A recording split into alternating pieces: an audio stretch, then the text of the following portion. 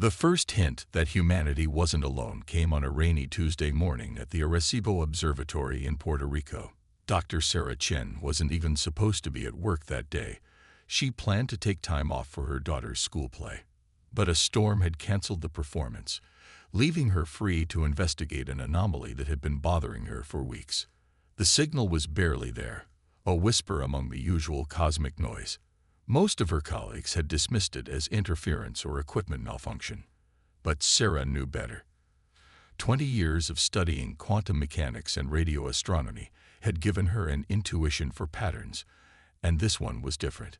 It pulsed with mathematical precision, but not in any way nature typically behaved. "Run it through the quantum analyzer again," she muttered to herself, fingers flying across the keyboard. The massive radio telescope outside hummed in the rain as it adjusted its position, tracking the signal's source somewhere beyond Mars' orbit. The quantum analyzer was Sarah's own invention, a controversial piece of equipment that merged quantum tunneling principles with traditional radio astronomy. Most of her peers had laughed when she proposed that quantum effects might influence long-range communications. They weren't laughing anymore. The screen flickered, and Sarah's heart nearly stopped. The signal wasn't just a pattern. It was changing in response to their observations. Quantum entanglement on an astronomical scale. Impossible, yet the evidence was right there in front of her. She reached for her phone with trembling hands, scrolling to a number she'd been given years ago and told never to use unless she found something extraordinary. As the phone rang, she stared at the data streaming across her screen, its implications becoming clearer with each passing second. "This is Dr. Chen," she said when the line connected. "We need to implement Protocol Omega." "Yes, I'm certain. We're not just being watched. They're actively probing us." Within hours, the observatory was swarming with government officials. Dr. James Wright from DARPA arrived first, his usual composed demeanor cracking as he reviewed the data. "The quantum signatures," he whispered, "they're identical to the ones we've been detecting in our classified experiments." Sarah nodded grimly. "Someone out there has mastered quantum mechanics on a scale we can barely comprehend, and they're using it to study us." The next week passed in a blur of classified briefings and endless questions. Sarah found herself in underground facilities she hadn't known existed, explaining her findings to rooms full of generals and scientists. But it was during a late-night session with Dr. Wright that the true breakthrough came. "Look at this," Sarah said, pointing to a particular sequence in the signal. "The quantum states aren't just synchronized, they're anticipatory. It's as if they're trying to establish a baseline for human quantum signatures." Wright finished, his face pale. "They're not just studying our technology. They're studying our potential." The implications hit them both at the same time. Humanity's experiments with quantum mechanics, still in their infancy, had attracted attention, but not in the way anyone had expected. The aliens weren't coming to conquer or destroy. They were coming to contain a potential threat. Sarah's quantum analyzer had proven that human consciousness could influence quantum states in ways that defied conventional physics. What if that was rare in the universe? What if it made us dangerous in ways we didn't yet understand? The government's response was swift and unprecedented. Project Firewall was established under the joint leadership of Sarah and Dr. Wright. Their mission: to understand and develop humanity's unique quantum capabilities before the aliens decided we were too dangerous to be left alone. As Sarah worked through another sleepless night, she found herself thinking about her daughter's canceled school play. The irony wasn't lost on her. A simple rainstorm had led to a discovery that would change humanity forever. Outside her lab window, the stars seemed to shine with new meaning, their light carrying quantum whispers of what was to come. The signal grew stronger each day, its pattern more complex. Sarah and her team worked tirelessly to decode it, but the breakthrough came from an unexpected source. Dr. Yuki Tanaka, a quantum computing specialist from Japan, noticed something everyone else had missed. "The signal isn't just a message," she explained during an emergency conference call. "It's a key. They're teaching us how to respond." Sarah spent the next 3 days verifying Yuki's theory. When she finally emerged from her lab, the quantum analyzer had revealed that human brains could generate quantum patterns more complex than any artificial system. What the aliens saw as a potential threat, Sarah saw as humanity's greatest asset. We weren't just capable of understanding quantum mechanics, we were naturally quantum beings. As Project Firewall shifted into high gear, Sarah found time to attend her daughter's rescheduled school play. Watching the children perform, she felt a fierce surge of determination. The aliens were coming to contain what they saw as a dangerous species. Instead, they would find something unprecedented, a humanity ready to take its place among the quantum civilizations of the universe.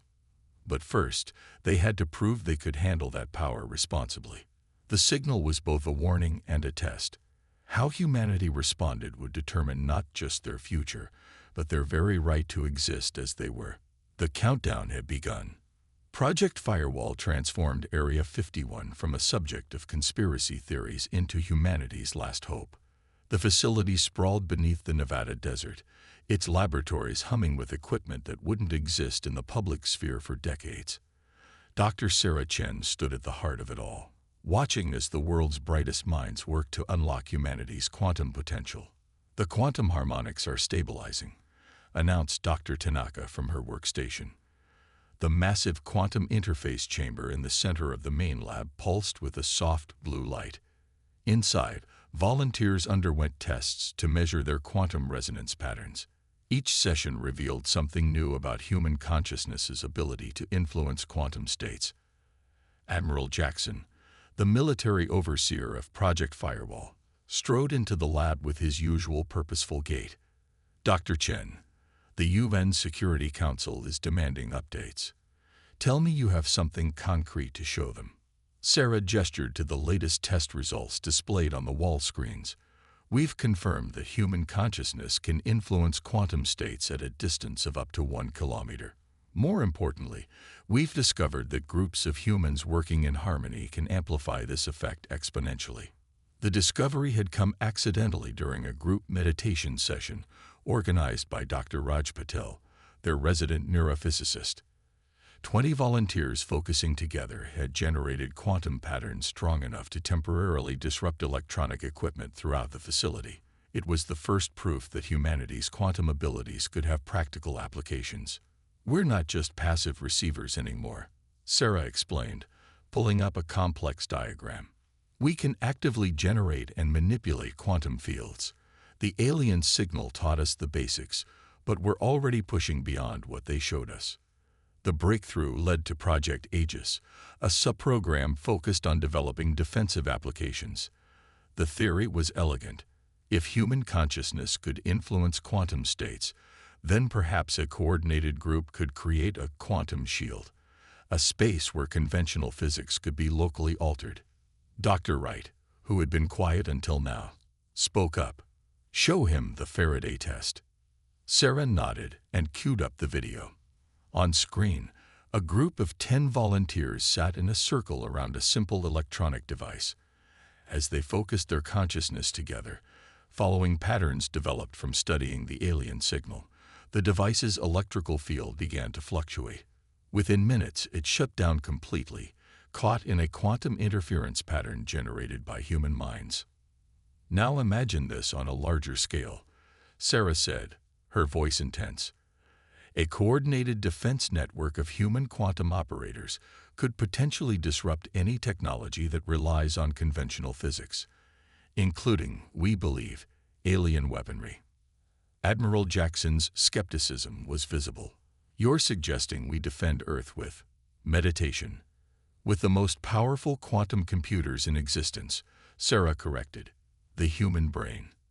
We've only scratched the surface of what consciousness can do when it operates in the quantum realm." The next phase of testing pushed the boundaries of what anyone thought possible. They discovered that certain individuals, dubbed quantum sensitives, had a natural ability to perceive and manipulate quantum states. These people became the core of humanity's defense strategy. Among them was Lisa Chen, Sarah's daughter, whose abilities tested off the charts. At 16, She could generate quantum interference patterns that took 20 adults working together to match. The discovery filled Sarah with equal parts pride and terror. "Mom," Lisa said one evening after training, "the aliens aren't coming to destroy us, are they? They're coming to see what we'll become." Sarah hugged her daughter, remembering the school play that seemed a lifetime ago. "I think they're coming to decide if we're ready to become something more." Project Firewall expanded rapidly, establishing quantum training centers in secure locations worldwide. They had to be ready before the signal reached its final phase, an event their calculations suggested would mark the aliens' arrival. The quantum shield technology progressed faster than anyone dared hope. Teams of quantum sensitives learned to coordinate their abilities, creating protective fields that could disrupt energy patterns at the quantum level. But questions remained about whether it would be enough against a civilization advanced enough to cross interstellar space. Dr. Tanaka provided an unexpected answer during a late-night breakthrough. "We've been thinking about this wrong," she announced, bursting into Sarah's office. "The alien signal, it's not just teaching us, it's testing how we'll use this knowledge." The realization shifted the entire project's focus. They weren't just developing defenses, they were showing the aliens how humanity would handle quantum technology. Every test, every breakthrough was being observed and evaluated. Sarah gathered the project leaders to share a radical proposal. "We need to do more than defend," she argued. "We need to show them something unprecedented. Humanity's ability to innovate beyond the expected." As if in response to humanity's accelerating progress, the alien signal began to change. The patterns became more complex, more challenging to decode. It was no longer just a test. It was becoming a dialogue. 3 months into Project Firewall, they detected the first quantum anomalies in near-Earth orbit. The aliens weren't coming. They were already here, watching, waiting to see how humanity would use their newfound understanding of the quantum realm. The time for preparation was over. The real test was about to begin. The first alien ship materialized in Earth's orbit on a quiet Sunday morning, its appearance so subtle that only Project Firewall's quantum detection grid noticed it. The vessel defied conventional physics. It existed in multiple quantum states simultaneously, appearing as a shimmering distortion against the stars. "Multiple quantum signatures detected," Dr. Tanaka announced, her fingers dancing across holographic displays.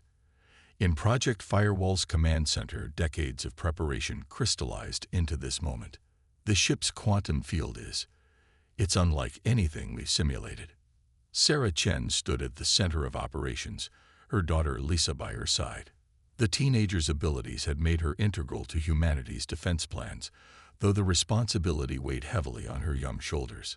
"They're scanning us," Lisa whispered, her eyes unfocused as she perceived quantum patterns invisible to normal senses. The alien vessel made no hostile moves, but its mere presence sent global defense systems into high alert. Admiral Jackson coordinated with military commands worldwide, ready to activate the quantum shield network if needed. "All quantum response teams are in position," he reported, "waiting for your signal, Dr. Chen." Sarah took a deep breath. Years of studying the alien signal had prepared them for this moment, or so they hoped. "Initialize first contact protocols," she ordered. "Lisa, lead the quantum harmonics team." In secure facilities around the globe, specially trained teams of quantum sensitives began generating coordinated consciousness fields. They weren't raising shields. Not yet. Instead, they were reaching out, responding to the aliens' quantum patterns with their own. The alien ship's response was immediate. Its quantum field shifted, harmonizing with the human-generated patterns in ways that suggested both surprise and interest. Through the quantum interface, they received their first direct communication. The message wasn't in words or images, but in pure quantum states that their minds had learned to interpret. "They're curious," Lisa translated. Her consciousness merged with the quantum field. "They expected barriers, weapons, not this." Dr. Wright's voice crackled over the comm system from his position at the Australian facility. They're probing our quantum signature. Every human on Earth generates a unique pattern. They're mapping us, trying to understand how we develop this ability. The alien vessel descended into low Earth orbit, its quantum field rippling with complex patterns. Traditional military satellites tracked its movement, but their sensors could barely maintain lock on something that existed in multiple states simultaneously. Second ship detected, Tanaka announced suddenly. No, third. They're appearing in sequence, each one matching their quantum signatures to our response patterns. Sarah watched as more alien vessels materialized, forming a geometric pattern in orbit. Each ship pulsed with quantum energy, creating an intricate dance of interdimensional mathematics. It was beautiful and terrifying. Then something unexpected happened. Lisa gasped, her quantum perception picking up something new. Mom, they're not just observing anymore. They're teaching. The alien ships began generating quantum patterns that built upon everything humanity had learned from their signal. It was like being handed an advanced textbook after spending years piecing together basic letters. The quantum sensitives worldwide reported similar experiences, an overwhelming flood of information about quantum physics that exceeded their wildest theories. But there was something else hidden in the quantum exchange, something that made Sarah's blood run cold. They're testing our limits, she realized. This isn't just first contact, it's an evaluation. Admiral Jackson caught her meaning immediately. You think this is some kind of test? The whole signal, the gradual revelation of quantum physics, the careful observation of our development. They're determining if we can handle this knowledge responsibly, Sarah explained. And I don't think we're the first species they've tested. The revelation sparked a flurry of activity in the command center. If other species had faced this test before, what had happened to those who failed? The implications were staggering. Lisa's voice cut through the tension. They're waiting for something specific, she said, her consciousness still linked to the quantum field. They want to see how we'll use this knowledge, not just the technology, but the understanding itself. Dr. Tanaka's monitors suddenly lit up with warnings.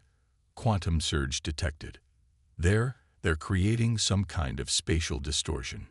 The alien ship's quantum fields merge, forming a massive pattern that encompassed the Earth. Traditional sensors went haywire, and even quantum sensitives struggled to comprehend what they were witnessing. It wasn't an attack. It was a demonstration. I understand, Lisa whispered, her eyes wide. They're showing us what we could become, but it's also a warning. This power, it could reshape reality itself. They need to know we can handle it. Sarah looked at her daughter, then at the assembled team of humanity's brightest minds. In that moment, she knew what they had to do. It wasn't enough to respond to the aliens' tests. Humanity needed to show them something unexpected. Initialize Project Aurora, she commanded. It was their most ambitious protocol, developed in secret even from most of Project Firewall. Let's show them humanity's true potential. The quantum dance between humans and aliens was about to enter its next phase, and the stakes couldn't be higher. The future of human consciousness itself hung in the balance. Project Aurora wasn't just another quantum defense system. It was humanity's love letter to the impossible. While the aliens demonstrated their mastery of quantum physics in orbit, Sarah Chen prepared to show them something they'd never seen before. Human creativity merged with quantum mechanics. All quantum-sensitive teams, synchronize your consciousness patterns, Sarah ordered through the global network. In secure facilities worldwide, hundreds of trained operators linked their minds together, creating a quantum field that pulsed with uniquely human characteristics. Lisa stood at the heart of it all, her extraordinary ability serving as a focal point for the combined consciousness of humanity's quantum sensitives. The patterns are aligning, she reported, her voice distant as her mind reached into quantum space. Everyone's ready. Dr. Tanaka monitored the energy readings with growing amazement. The quantum field strength is exceeding all previous records. It's beautiful. Project Aurora had been developed based on a radical theory that human consciousness, with its inherent creativity and capacity for imagination, could manipulate quantum states in ways that purely technological systems could not. Instead of trying to match the aliens' precise mathematical approach, they would show them something organic, innovative, and uniquely human. Initiating Aurora sequence, Sarah announced. Lisa, take us in.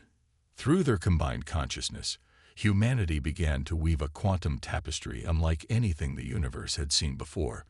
Where the aliens' quantum fields were precise and geometric, the human field flowed like music, like art, like dreams given form in quantum space. The alien ships responded immediately, their own quantum fields shifting in what could only be interpreted as surprise. Through the quantum interface, they transmitted patterns of inquiry, trying to understand how humans were achieving effects that defied their mathematical models. They're scanning us more intensely now, Dr. Wright reported from his station. Their quantum probes are trying to analyze our field structure, but it keeps changing, evolving. That was the true genius of Project Aurora. Instead of creating a fixed quantum defense, they had developed a system that could adapt and evolve in real time, powered by the infinite creativity of human consciousness. Each operator contributed their own unique perspective, their own dreams and ideas, to the collective field. The alien ships began to move, reorganizing their formation as if to better study what humanity was showing them. Their quantum fields pulsed with patterns that suggested both confusion and fascination. "Mom," Lisa called out, her consciousness deep in the quantum field. "They're trying to communicate something new, something urgent." The alien quantum patterns shifted, becoming more complex, more challenging. It was no longer just a test, it was becoming a dialogue.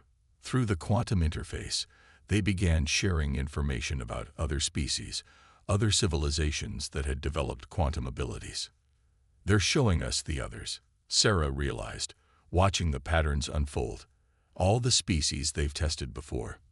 But we're different." Dr. Tanaka's analysis confirmed it. Our quantum manipulation doesn't follow any pattern they've encountered before.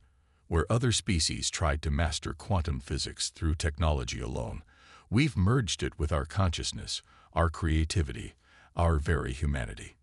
The implications were staggering. The aliens hadn't just been testing humanity's ability to handle advanced technology. They'd been searching the galaxy for something new, something different. And humanity, with its unique approach to quantum physics, had given them exactly that. "They're pulling back," Lisa announced suddenly. The alien ships were retreating, their quantum fields dimming. But it wasn't a withdrawal, it was an invitation. Through the quantum interface, they received a new set of patterns, more complex than anything they'd seen before. The aliens were offering humanity a choice: remain as they were, safely contained on Earth, or join them in exploring the true nature of quantum reality. Admiral Jackson voiced the question everyone was thinking. "Are we ready for this?" Sarah looked at her daughter, at the teams of quantum sensitives who had learned to touch the fabric of reality itself, at the scientists and military personnel who had worked together to protect humanity's future. In their combined efforts, she saw not just technological achievement, but the very essence of what made humans unique: their ability to dream, to create, to imagine possibilities beyond the expected. "We've been ready since the first human looked up at the stars and wondered what was possible," she answered. "Project Aurora isn't just about quantum physics, it's about showing the universe who we really are." The quantum field surrounding Earth pulsed with new energy as humanity prepared its response. They would show the aliens, and themselves, that the true power of human consciousness was not in matching what had been done before, but in imagining what could be done next. The next phase of human evolution was about to begin. 1 year after first contact, Earth had become something its inhabitants barely recognized. Quantum fields shimmered visibly in the sky, a constant reminder of humanity's evolution. In the transformed Area 51, now an open center for quantum consciousness studies, Dr. Sarah Chen watched her daughter teach a class of young quantum sensitives. "Consciousness isn't just about thinking," Lisa explained to her students, her quantum field gently interacting with theirs. It's about imagining possibilities that have never existed before. The aliens, who had finally introduced themselves as the Quantum Collective, had kept their word. Instead of assimilating humanity into their existing network, they had helped establish Earth as a new kind of quantum civilization, one that approached universal laws with creativity rather than just precision. The latest results from the Jupiter station are in, Dr. Tanaka announced, entering the observation room. The quantum research facility orbiting Jupiter was humanity's first major deep space installation, built using a combination of alien quantum technology and human innovation. Any breakthrough on consciousness transference? Sarah asked, though she already sensed the answer through the quantum field that connected all human quantum sensitives. Better, Tanaka smiled. We've discovered how to generate stable quantum reality bubbles. The human consciousness can now create and maintain multiple versions of spacetime simultaneously. Even the collective is amazed. This was what made humans unique in the galaxy. Where other species saw quantum physics as a tool to be mastered, humans saw it as an extension of their consciousness, a way to dream new realities into existence. The collective had found other species capable of manipulating quantum states, but none that could imagine entirely new ways of using them. Admiral Jackson, now the liaison between Earth's governments and the Quantum Collective, joined them at the observation window. The UN Council is requesting an update on Project Genesis. Project Genesis was humanity's most ambitious undertaking yet, an attempt to use quantum consciousness to heal the environmental damage done to Earth. Early tests had shown promising results, with quantum fields being used to clean polluted areas and restore damaged ecosystems. Phase 1 is complete, Sarah reported. The quantum sensitives can now maintain stable restoration fields over areas up to 100 square kilometers. More importantly, we're teaching the Earth itself to maintain these fields naturally. The transformation wasn't just technological. Human society had evolved as people learned to perceive and interact with quantum fields. The old barriers of language and culture began to fade as humanity developed a deeper, more fundamental way of connecting through shared consciousness. Lisa's class ended, and she joined the adults at the window. At 17, she had become a symbol of humanity's potential, her natural ability to manipulate quantum states inspiring a new generation of sensitives. The collective sent another proposal, she said, her quantum field rippling with excitement. They want us to help them understand creativity. They've mastered the mathematics of reality, but they can't imagine new forms of it like we can. Sarah felt a surge of pride. Humanity hadn't just passed the test. They had changed the nature of the test itself. What did you tell them? I said we teach them, but only if they're willing to learn like humans do. Through trial and error, through mistakes and innovations, through dreaming impossible dreams, and then finding ways to make them real. Dr. Wright, arriving from the Quantum Communications Center, added his own news. We've detected quantum signatures from beyond the galaxy. There are other collectives out there, other ways of understanding reality. The universe is bigger and stranger than even the collective imagined. And we're ready for it, Admiral Jackson said, his usual military stoicism softened by wonder. Not because we're the most advanced or the most powerful, but because we're the most adaptable, the most creative. Sarah looked out at the quantum-enhanced sky, remembering that rainy morning at Arecibo, when she first detected the alien signal. They had come so far, yet in many ways, they were just beginning. The real test was never about whether we could handle quantum physics, she realized. It was about whether we could remain human while evolving into something more. And that's exactly what we did. As if in response to her words, the quantum fields above shimmered with new patterns, Earth's artwork painted on the canvas of reality itself. Humanity had found its place in the universe, not by following the path laid out by others, but by imagining and creating their own. The future stretched out before them, infinite in its possibilities, waiting to be shaped by the power of human consciousness and creativity. They had not just survived first contact, they had transformed it into something new, something uniquely human. And somewhere out in the quantum-enhanced darkness of space, other civilizations were watching, learning, and wondering what these strange, creative beings would dream up next.